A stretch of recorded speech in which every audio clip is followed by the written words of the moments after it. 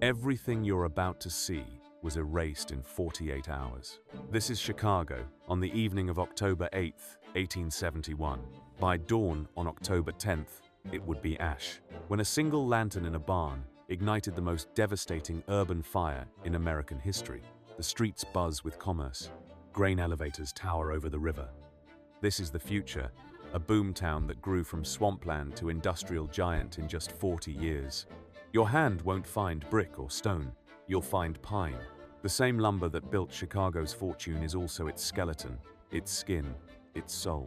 Even the wealthy mansions along Michigan Avenue behind their painted facades are wooden bones waiting for a spark. By October 1871, Chicago hadn't seen meaningful rain in 3 months. The summer had been brutally hot. The city was a carefully stacked pile of kindling, waiting, 137 DeKoven Street. This is the O'Leary Cottage, a modest wooden home on the city's west side. It's Sunday evening, October 8th, around 8:45 p.m. Inside the barn behind the house, 5 cows are settling in for the night. Catherine O'Leary has already gone to bed. What happens next has been debated for over 150 years. At approximately 8:45 p.m., a small fire ignited in the O'Leary barn.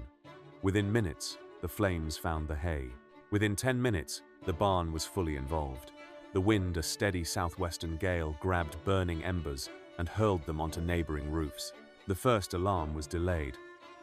By the time firefighters arrived, 6 homes were burning. Firefighters find themselves surrounded, cut off from their equipment, forced to abandon pumps and hoses worth thousands of dollars. The Chicago Fire Department was exhausted. By 10 p.m., the fire had crossed the South Branch of the Chicago River. This should have been impossible. Water is supposed to stop fire, but the river itself was burning. By midnight, Chicago's downtown business district is a furnace. The courthouse, the city's tallest building, stands at the center of the firestorm. Its bell rings continuously, a desperate alarm that can be heard for miles. Inside, prisoners are locked in cells in the basement. Guards abandon them. Some inmates die. Others, in a moment of chaos, are freed by a courageous jailer who chooses humanity over duty. The heat is so intense that stone buildings explode. The limestone blocks of the courthouse crack like eggs, chunks of rock blasting outward from thermal expansion. Cast iron columns, supposedly fireproof, twist like taffy, bringing 5-story buildings straight down into their own footprints. The gasworks explode around 1 a.m., sending a mushroom cloud of blue flame 300 feet into the air. The gas mains buried under the streets rupture. Fire erupts from manholes. The underground tunnels that connected basements become chimneys, superheating the air until people sheltering below are cooked alive without ever seeing a flame. The telegraph office manages to send one final message to nearby cities before the wires melt. Chicago is burning. Send help. Then silence. This is Randolph Street at 2 a.m. on October 9th. A river of humanity is flooding east toward Lake Michigan, the only place that cannot burn. Families push carts loaded with everything they own: furniture, clothing, family portraits, deeds, cash. Within blocks, they'll abandon it all. The heat makes it impossible to breathe. The air itself seems to ignite. People are wrapped in wet blankets, their faces covered in soaked cloth to filter the smoke and ash. Children scream, separated from parents in the chaos. Horses rear and bolt, trampling the fallen. An elderly man collapses in the street, and the crowd parts around him without stopping.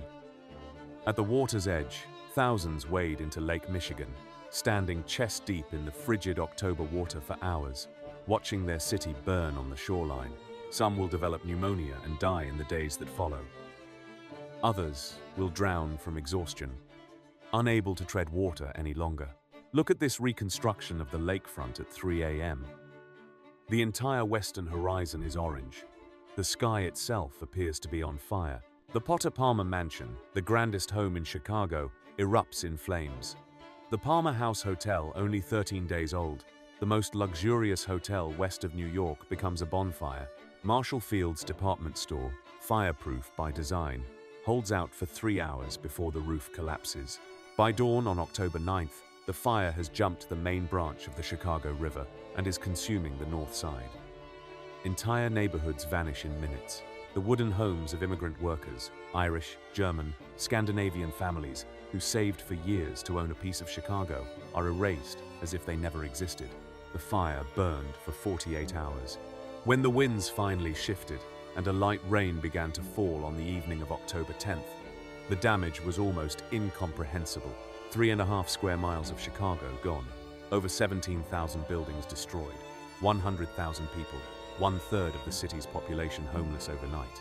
The financial losses exceeded $200 million in 1871. In today's money, that's over $5 billion. But numbers can't capture what this looked like. Stand here, in this AI reconstruction of the ruins on October 11th. The courthouse tower still stands, a hollow skeleton against a gray sky. Everything around it is leveled. Brick walls stand without roofs. Cast iron storefronts have melted into abstract sculptures. The streets are buried under 3 feet of ash and debris. Walk these reconstructed avenues, and you'll see people picking through the rubble with their bare hands, searching for anything salvageable. A cooking pot, a tool, a family Bible that somehow survived. Entire fortunes, deeds, stock certificates, gold coins are buried somewhere in this ash. Some will never be found. The official death toll was listed as 300. But this number is a fiction. Whole families disappeared that night.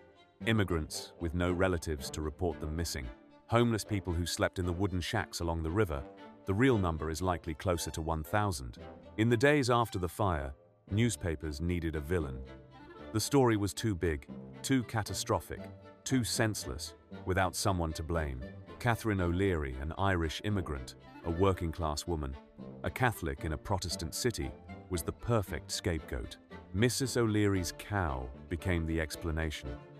The story was repeated so many times it became fact. Catherine O'Leary spent the rest of her life denying it. The truth is simpler and more terrifying. Chicago burned because humans built a modern city out of matches and then acted surprised when it caught fire, just 1 month after the fire. Amid the ruins, construction has already begun. Temporary wooden structures are going up to house survivors through the winter. Architects are arriving from New York and Boston with plans for fireproof buildings made of iron and steel. Chicago refused to die. Within 2 years, the city had rebuilt most of what was lost. Within a decade, it was larger than before the fire. The disaster forced innovation. Building codes became real. The first fireproof skyscrapers were born from the ashes of the Great Fire. But the fire did more than change how Chicago built. It changed how Americans thought about their cities. No place was invincible. We reconstruct these images not to glorify destruction, but to remember what happens when a city prioritizes speed over safety, profit over planning. The buildings are gone, the people are gone, but the warning remains.